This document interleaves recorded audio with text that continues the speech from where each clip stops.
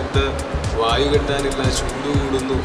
ഇതിൻ്റെ എല്ലാത്തിൻ്റെയും കാരണം നമ്മൾ തന്നെയാണെന്ന് നമ്മൾ തിരിച്ചറിഞ്ഞ് നമുക്ക് വേണ്ടിയും നമ്മുടെ വരും തലമുറകൾക്ക് വേണ്ടിയിട്ട് പരിസ്ഥിതിയെ, പ്രകൃതിയെ സംരക്ഷിക്കാനുള്ള ഒരു തീരുമാനം എടുക്കുന്നതിന് ഒരു പ്രചോദനമാവും ഈ ഇനീഷ്യേറ്റീവ് എന്ന് ഞാൻ